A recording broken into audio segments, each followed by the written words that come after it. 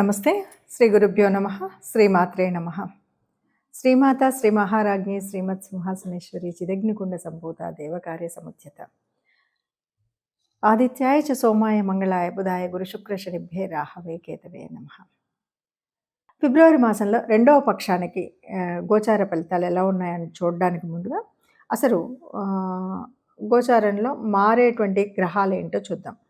మనకి రెండవ పక్షంలో మారుతున్నటువంటి వాటిలో ముందుగా మిథునంలో అయితే యథావిధిగా గురుడు ఉంటాడు, కుంభంలో రాహు, సింహంలో కేతువు, మీనంలో శని. వీటితో పాటుగా మనకు 15వ తారీఖు తర్వాత అంటే మనకు మారేది ముఖ్యంగా రవి మారుతున్నాడు. ఈ రవి కుంభరాశిలోకి రాహుతో పాడుతున్నాడు. అలాగే కుజుడు కూడా 23వ తారీఖు చివరిలోనే మాసాంతంలో కుజుడు కూడా కుంభరాశిలోకి మారడం అనేది కనిపిస్తుంది. ఇలా ఈ గ్రహాలు ఇలా ఉపస్థితి అయినప్పుడు మరి 12 రాశుల వారికి ఈ 15 రోజులు అంటే చివరి పక్షంలో ఎలా ఉంటుందో చూద్దాం. రెండో పక్షంలో కూడా అదే పరిస్థితి. రెండో పక్షంలో కూడా దాదాపు అలాగే ఉండేది కాకుండా ఇంకా పెద్ద ఏంటంటే మనం ఏదైనా మాట్లాడితే ఏది మాట్లాడినా తప్పు కిందగానే వస్తుంది. మనం ఇంట్లో మాట్లాడినా, పిల్లలతో మాట్లాడినా, పెద్దవాళ్ళతో మాట్లాడినా, సమాజంతో మాట్లాడినా, నువ్వు ఏది మాట్లాడినా ప్రతి ఒక్కరు దీని తప్పును తీసే పరిస్థితి ఉంటుంది. కాబట్టి నువ్వు ఒప్పు అనేటువంటి పరిస్థితి ఉండదు.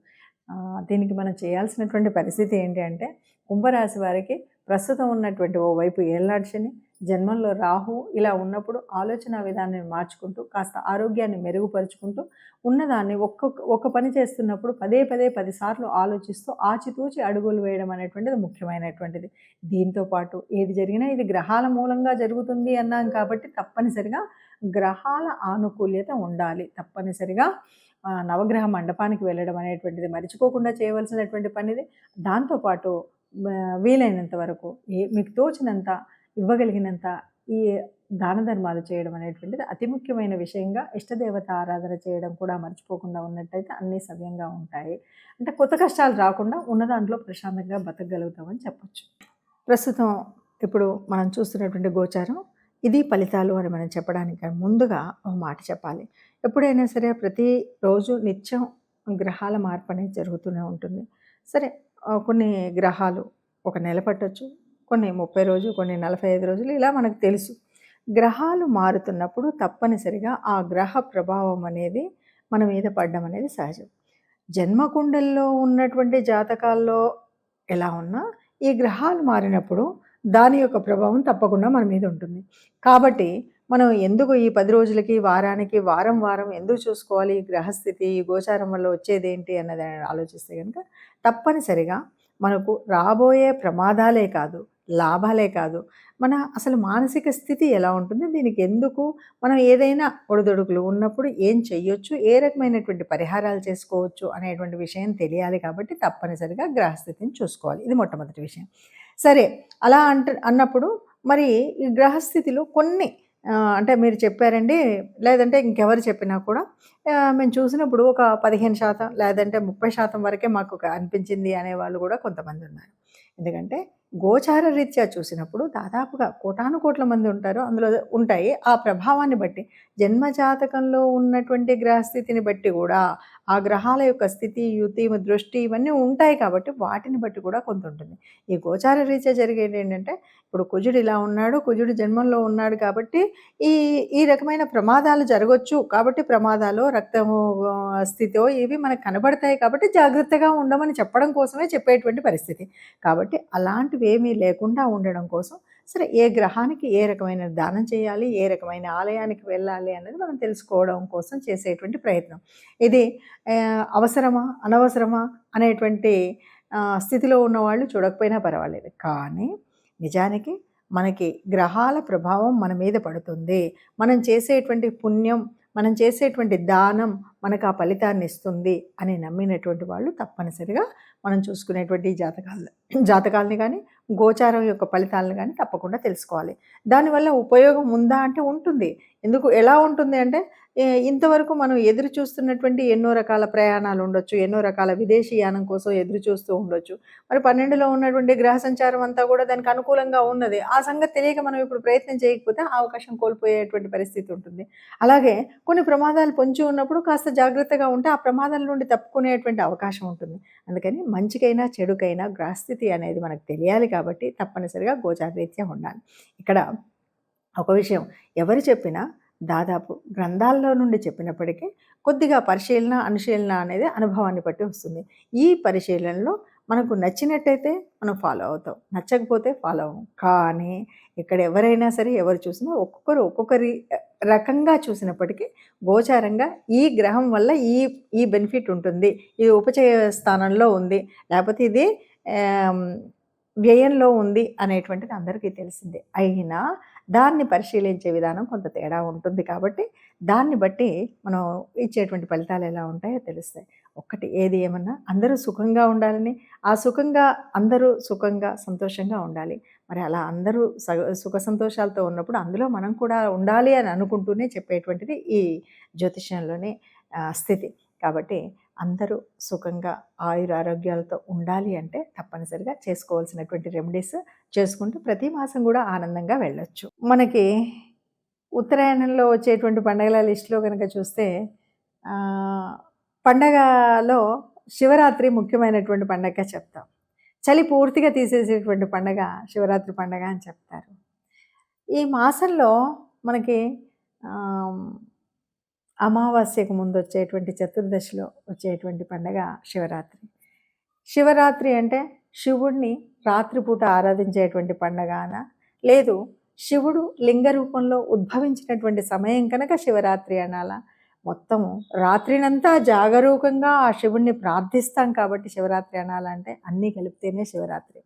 శివుణ్ణి ఆరాధిస్తూ ఆయన్ను ఉపవసించడం అంటే ఆయనకు దగ్గరగా ఉండడం, ఆయన రూపాన్ని, ఆయన యొక్క స్థితిని ఆరాధిస్తూ 4 యామములో కూడా మనం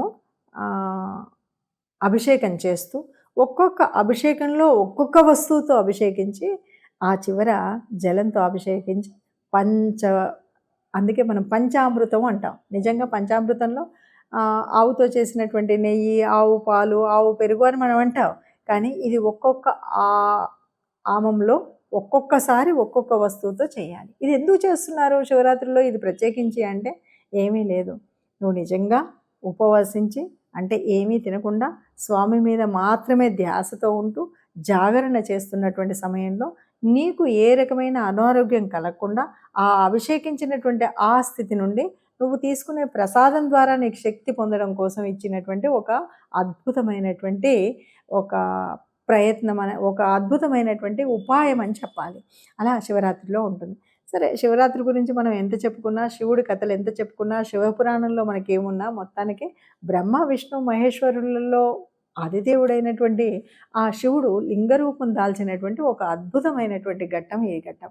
లింగ రూపాన్ని దాల్చడానికి కూడా కారణం ఎవరు అంటే మళ్ళీ బ్రహ్మ విష్ణువులే నేను ముందు అని కొట్లాడుకుంటున్నప్పుడు ఎవరు ముందో తెలుసుకోవడానికి ఆది అంతం లేకుండా ఎదిగినటువంటి ఆ లింగ రూపం ప్రతీక. అందుకంటే నేను అన్నది కాదు, అందరినీ లయం చేయగలిగినటువంటి వాడు. మరి శివుడి గురించి ఎన్ని కథలు ఎంత చెప్పినా కూడా ఏవైనా చెప్పుకోవచ్చు. శివపురాణాన్ని అందులో ఉన్న శివభక్తుల కథలు ఒక్కొక్కటిగా చెప్పుకున్నా శివుడు పాపం బోలాశంకరుడు. నీకు భక్తి ముఖ్యం కానీ నీకు ఎలా ఉన్నా పర్వాలేదన్నాడు. తిన్నని భక్తిని ఆయన స్వీకరించాడు. అలాగే అద్భుతమైనటువంటి 3 పూటల స్నానం చేసి సంధ్యావందనాలు చేసేటువంటి పూజని స్వీకరించాడు. ఆఖరికి శ్రీకాళహస్తిలో ఉన్నటువంటి పాము, సాలెపురుగు లాంటి వాటి యొక్క ప్రేమను కూడా, వాళ్ళ యొక్క భక్తిని కూడా స్వీకరించగలిగినటువంటి వాడు శివుడు.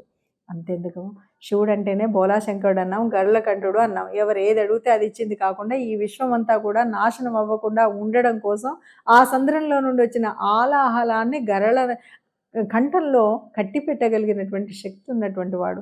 తన బిడ్డలందరూ సుఖంగా ఉండాలి అన్నటువంటి వాడు. అంతేకాదు తన భార్యకు సగభాగాన్ని ఇచ్చినటువంటి అర్ధనారీశ్వరుడు బోలాశంకరుడు. ఏ రాక్షసుడైనా ఎవరైనా ఎప్పుడు ఏది అడిగినా వాళ్ళకు తపస్సు చేశాడంటే వరం ఇచ్చినటువంటి శంకరుడు బోలాశంకరుడు.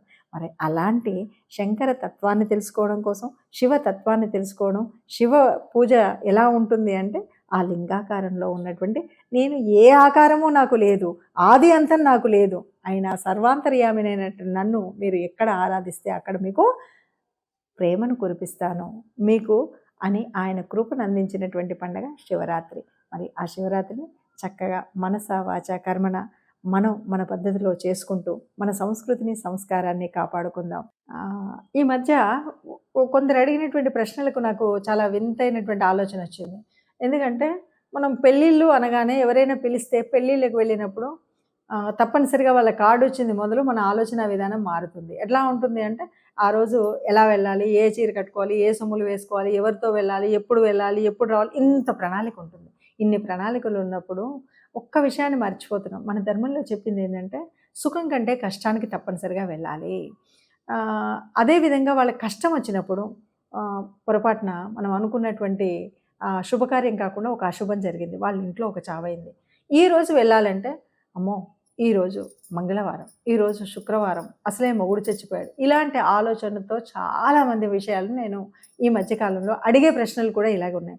నిజానికి కష్టం వచ్చినప్పుడు వెనువెంటనే స్పందించడం మానవ లక్షణం. ఇది లక్షణం మొట్టమొదటిది. ఇక రెండవది, నువ్వు పెళ్లిలో ఎంత వాళ్ళు వైభవంగా ఉన్నప్పుడు నువ్వు పెద్ద పంచుకోవాల్సినటువంటిదేం లేదు.